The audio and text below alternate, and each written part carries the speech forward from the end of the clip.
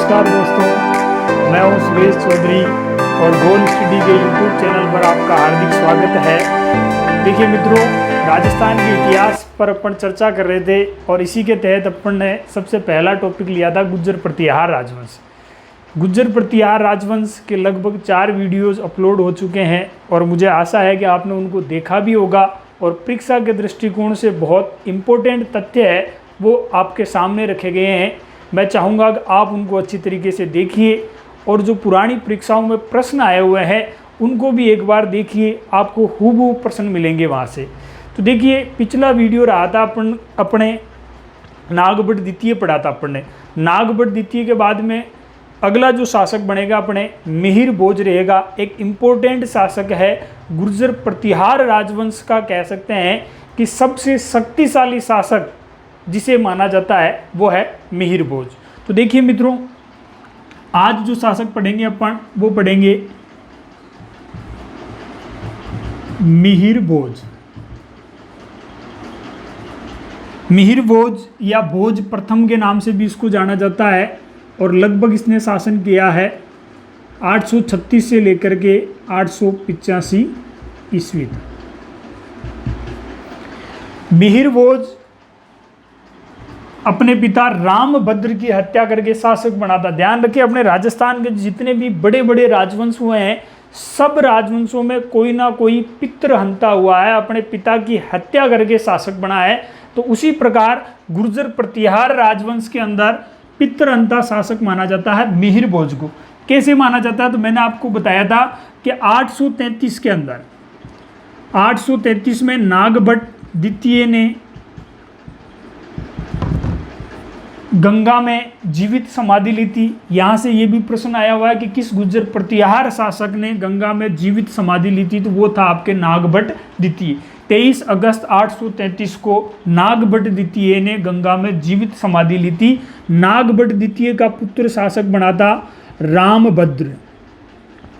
देखिए, रामभद्र एक कमजोर शासक था और कहते हैं कि लगातार पाल और राष्ट्रकूट शासकों के आक्रमण की वजह से इसके काल में, हालांकि बहुत कम अवधि है, लगभग 833 से लेकर के 836 तक इसने शासन किया है। इन 3 वर्षों में गुर्जर प्रतिहार राजवंश की राजनीतिक स्थिति है वो काफ़ी कमज़ोर हो गई थी, क्योंकि रामभद्र है वो पर्याप्त रूप से शासन है वो सही ढंग से संचालित नहीं कर पा रहा था, एक कमज़ोर शासक है।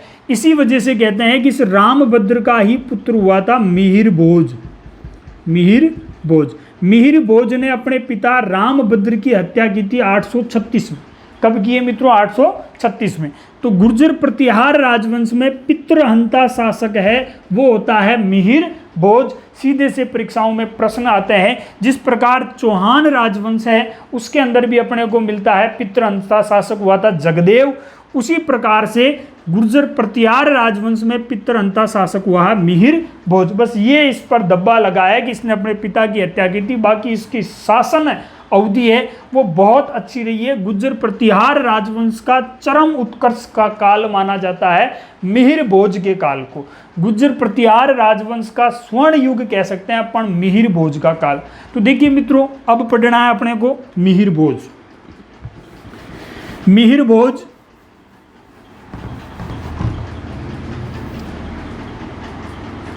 इम्पोर्टेंट जो तथ्य है वो क्या क्या है इसके बारे में। सबसे पहला तथ्य, मिहिर भोज शब्द का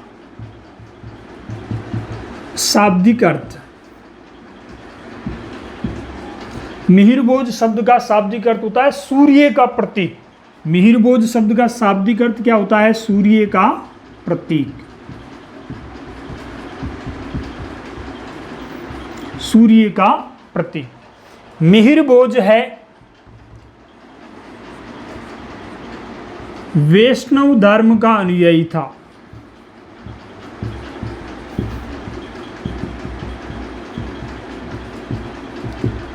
और वैष्णव धर्म को या भागवत मत को सुगुण और निर्गुण दोनों पंथों का अनुयायी था। ये सुगुण और निर्गुण दोनों पंथों का अनुयायी था। इसके बारे में अपने को जानकारी मिहिर भोज के बारे में जानकारी के स्रोत देखा जाए तो अपन ने चर्चा की थी ग्वालियर प्रशस्ति। ग्वालियर प्रशस्ति, ग्वालियर प्रशस्ति का अंकन कहा जाता है, हालांकि उसके ऊपर कोई तिथि अंकित नहीं है, किसी प्रकार की तिथि का अंकन नहीं है, लेकिन कहा जाता है कि ग्वालियर प्रशस्ति है वो किसके काल में लिखी गई है, तो ग्वालियर प्रशस्ति है वो मिहिर भोज या भोज प्रथम के काल में लिखी जाती है। ग्वालियर प्रशस्ति गुर्जर प्रतिहार राजवंश के बारे में जानकारी का सबसे बड़ा स्रोत माना जाता है, और मिहिर भोज के बारे में जानकारी का सबसे बड़ा स्रोत है वो ग्वालियर प्रशस्ति है। इसके अलावा एक कश्मीर का कवि हुआ है कल्हण। कश्मीर का कवि कौन हुआ है? कल्हण। और कल्हण ने क्या लिखी है? राज तरंगणी। कल्हण की राज तरंगणी से भी मिहिर भोज के बारे में अपने को जानकारी मिलती है, ग्वालियर प्रशस्ति से मिलती है। इसके अलावा कल्हण के द्वारा लिखी गई राज तरंगणी से भी अपने को जानकारी मिलती है। इसके अलावा सबसे इंपॉर्टेंट थे, मिहिर भोज के काल में एक अरबी यात्री आया था। मिहिर भोज के काल में अरबी यात्री आया था सुलेमान। अरबी यात्री, मिहिर भोज के काल में जो अरबी यात्री भारत आया था उस अरबी यात्री का नाम क्या है मित्रों? सुलेमान। कई बार परीक्षाओं में यह प्रश्न पूछा गया है, सुलेमान किस गुर्जर प्रतिहार शासक के काल में भारत आया था? तो सुलेमान है ये अरबी यात्री है, और ये किसके काल में भारत आया था? ये मिहिर भोज के काल में भारत आया था। ध्यान रखें, दो अरबी यात्री आएंगे, एक आएगा महिपाल प्रथम के समय। महिपाल प्रथम के समय जो अरबी यात्री आएगा वो आएगा अपने अल मसूदी, जबकि मिहिर भोज के काल में जो अरबी यात्री आया था वो आया था सुलेमान। सुलेमान ने अपना यात्रा विवरण, इसके द्वारा अपना यात्रा विवरण लिखा गया है, और उस यात्रा विवरण के अंदर सुलेमान ने जो यात्रा विवरण लिखा है वो लिखा है किताब उल सिंध वल हिंद। इस शीर्षक से इसने अपना यात्रा विवरण लिखा है। हालांकि ये पुस्तक याद करने की कहीं जरूरत नहीं है, बस याद ये रखना है अपने को कि सुलेमान किसके काल में आया? मिहिर भोज के काल में आया। सुलेमान ने अपने यात्रा विवरण किताबुल सिंध वल हिंद में मिहिर भोज को इस्लाम का शत्रु कहा है। इस्लाम का शत्रु कहा है। सुलेमान ने कहा है मिहिर भोज को इस्लाम का शत्रु। सुलेमान ने तो भारतीय प्रदेश या गुजरातरा प्रदेश को, गुजरातरा प्रदेश में रहने वाले लोगों के लिए काफिर शब्द काम में लिया है। उसने यहाँ रहने वाले लोगों को काफिर कहा है, और काफिर शब्द का प्रयोग किया जाता है, इस्लाम के अंदर काफिर शब्द का प्रयोग किया जाता है धर्म विरोधी के लिए। तो काफिरों का देश कहा है सुलेमान ने अपने यात्रा विवरण में गुजरातरा प्रदेश को। मिहिर भोज कट्टर हिंदू शासक था। कहा जाता है कि इसने बलपूर्वक इस्लाम धर्म ग्रहण कर चुके लोगों को भी पुनः हिंदू धर्म में दीक्षित किया था। एक कट्टर हिंदू शासक माना जाता है मिहिर भोज। मिहिर भोज के समय सुलेमान भारत आया था। ये सबसे इंपॉर्टेंट चीज है मित्रों, बहुत इंपॉर्टेंट है। अरबों के आक्रमणों पर पूर्णतः रोक लग गई थी। हालांकि नागभट्ट द्वितीय ने अरब आक्रमणों को पूर्णतः रोक दिया था, लेकिन मिहिर भोज ने जो छुटपुट आक्रमण हो रहे थे उन पर भी पूर्णतः रोक लगा दी थी। और ऐसा कहा जाता है कि मिहिर भोज से तो अरबी लोग इतने डर गए थे कि उन्होंने अपने शत्रुओं की रक्षा करने हेतु अपने क्षेत्र में कोई हिंदू मंदिर रख लिया था कि अगर मिहिर भोज अपने ऊपर आक्रमण करे तो अपन उसको धमकी देंगे कि हम इस हिंदू मंदिर को नष्ट कर देंगे। तो ये एक कट्टर हिंदू शासक था, और इसी वजह से कहते हैं कि अरबों ने ये युक्ति अपनाई थी। अब देखिए मिहिर भोज के बारे में और अन्य क्या जानकारियां हैं, यहां तक आप स्क्रीनशॉट लेना चाहे तो ले सकते हैं। देखिए स्क्रीनशॉट आपने ले लिया होगा। अब देखते हैं अपन मिहिर भोज के बारे में और क्या जानकारियां हैं।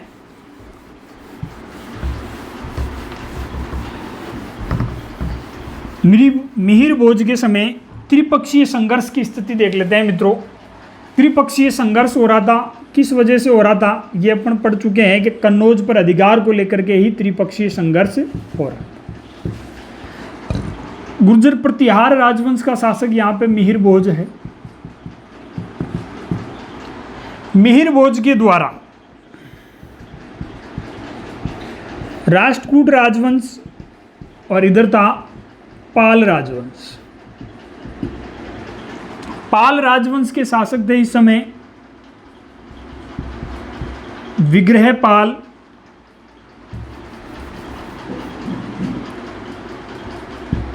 विग्रहपाल और देवपाल। जबकि राष्ट्रकूट राजवंश है, राष्ट्रकूट राजवंश का शासक था कृष्ण तृतीय। कृष्ण तृतीय। एक चंदेल राजवंश का शासक हुआ था यहां पे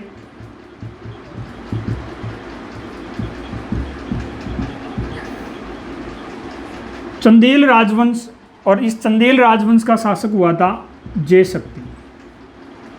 इनका मालवा पर अधिकार था। चौहान राजवंश पढ़ेंगे उस समय अपन चंदेलों के बारे में चर्चा करेंगे। इस राजवंश की राजधानी थी महोबा। तुमुल की लड़ाई होती है, आला और उद्दल है वो पृथ्वीराज तृतीय की सेना से लड़ते हुए वीर गति को प्राप्त होते हैं, और उस समय महोबा या मालवा का शासक था परमर्दिदेव चंदेल। पृथ्वीराज चौहान तृतीय के समकालीन शासक था।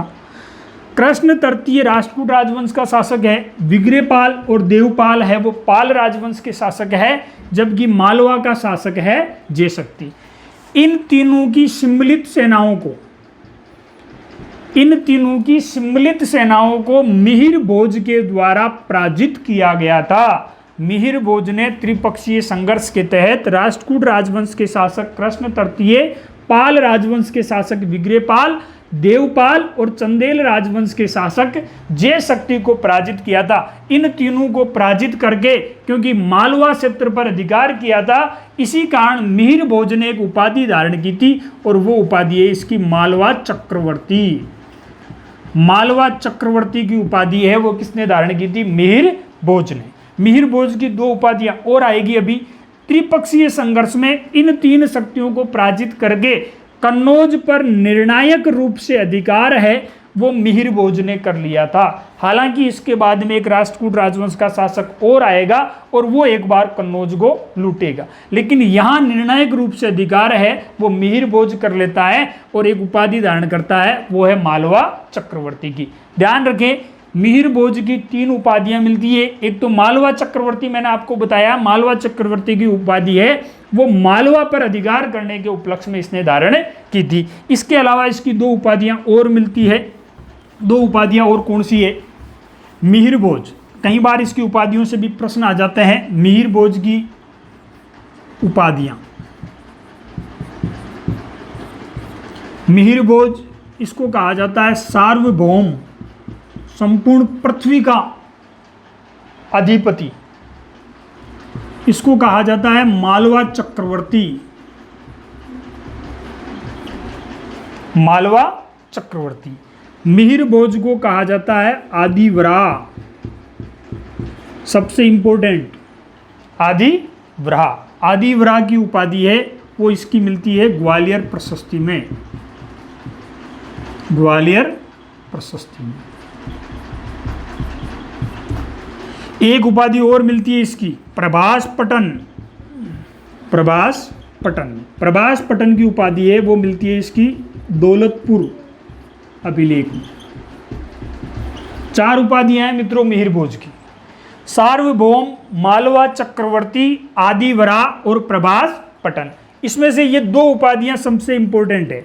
यहां से परीक्षाओं में प्रश्न पूछा गया है किस गुर्जर प्रतिहार शासक ने आदिवरा की उपाधि धारण की है, तो आदिवरा की उपाधि है वो मिहिर भोज ने धारण की है। प्रभास पटन की उपाधि है वो भी मिहिर भोज ने धारण की है। दौलतपुर अभिलेख में मिलती है इसकी प्रभास पटन उपाधि, और आदिवरा सम्मान है वो मिलता है ग्वालियर प्रशस्ति में। त्रिपक्षीय संघर्ष के तहत मालवा पर अधिकार के कारण इसने मालवा चक्रवर्ती की उपाधि धारण की थी, और संपूर्ण पृथ्वी का रक्षक कहा जाता है, इसी कारण इसको सार्वभौम कहा जाता है। ये इसकी उपाधियां हैं। इसके बाद देखिए मिहिर भोज है, इसके द्वारा मिहिर भोज ने चांदी के सिक्के चलाए थे। ध्यान रखें, चांदी का सिक्का चलाया था इसने, और इम्पोर्टेंट है, परीक्षा में पूछा गया है। द्रम नामक चांदी का सिक्का है, वो किसने चलाया था? द्रम नामक चांदी का सिक्का है वो मिहिर भोज ने चलाया था। और ये इस सिक्के की विशेषता क्या है कि ये जो चांदी का सिक्का है, इसके एक तरफ, चांदी का सिक्का है, इसके एक तरफ है वो तो अंकन मिलता है अपने को श्रीमदादिव्रा,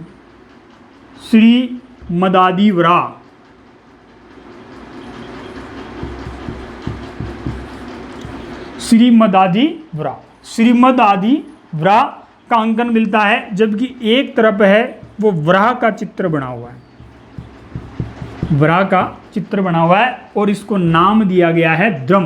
तो द्रम नामक मुद्रा है वो किस शासक के द्वारा चलाई गई? तो ये मुद्रा चलाई गई थी मिहिर भोज के द्वारा, और इसके ऊपर श्रीमद आदि वराह का अंकन मिलता है, और एक तरफ वराह का चित्र है वो बना हुआ है। मिहिर भोज के काल में एक लेख मिला है, और उस लेख के अंदर लगभग बताते हैं 893 एडी का वो लेख है, और उसमें एक दंडपाशिक नामक पुलिस एक अधिकारी का उल्लेख मिलता है, दंडपाशिक नामक अधिकारी का उल्लेख मिलता है, और इस अधिकारी का साम्य है वो पुलिस अधिकारी से किया गया है। पुलिस अधिकारी बहुत इंपॉर्टेंट है मित्रों, यहां से भी प्रश्न आ सकता है। दंडपाशिक नामक अधिकारी का उल्लेख किस गुर्जर प्रतिहार शासक के काल में मिलता है? तो मिहिर भोज के काल में मिलता है, और ये दंडपाशिक अधिकारी है वो पुलिस अधिकारी था। दंड लकड़ी, डंडा धारण करने वाला अधिकारी है वो पुलिस अधिकारी होता है। आज भी जो पुलिस के जो कर्मचारी होते हैं उनके हाथ में दंड होता है। तो मिहिर भोज, इसके द्वारा चांदी का सिक्का चलाया गया था, और वो था द्रम। वराह का चित्र मिलता है एक तरफ श्रीमद आदि वराह का अंकन मिलता है। इसी के काल में लगभग बताते हैं 893 एडी के अंदर ये लेख मिला था, 893 एडी में, जिसमें एक दंडपाशिक नामक अधिकारी का उल्लेख मिलता है। हालांकि ये जब मिला है ये तारीख 893 है, इस समय शासक रहेगा महेंद्रपाल प्रथम। तो मिहिर भोज हो गया मित्रों, एक इंपॉर्टेंट शासक है, इसके बारे में परीक्षाओं में बार बार प्रश्न बनते हैं। मुझे उम्मीद है कि आपका ये मिहिर भोज वाला टॉपिक है वो क्लियर हो गया है। आप इसका स्क्रीनशॉट लेना चाहे तो भी ले सकते हैं। देखिए स्क्रीनशॉट आपने ले लिया होगा। इसके बाद मैंने चर्चा की थी कि सार्वभौम, संपूर्ण पृथ्वी का अधिपति, इसकी एक उपाधि मिलती है। ऐसा एक उत्तर प्रदेश में एक लेख मिला था, बेग्रामा लेख। इसमें मिहिर भोज को संपूर्ण पृथ्वी का अधिपति कहा गया है। बेग्रामा लेख है वो उत्तर प्रदेश में मिला है, और इसमें मिहिर भोज को कहा गया है संपूर्ण पृथ्वी का अधिपति, संपूर्ण पृथ्वी का अधिपति। तो ये उपाधि है वो भी किसकी मिलती है? मिहिर भोज की मिलती है। गुर्जर प्रतिहार राजवंश में पितृहंता शासक मिहिर भोज हुआ है, ध्यान रखें। गुर्जर प्रतिहारों में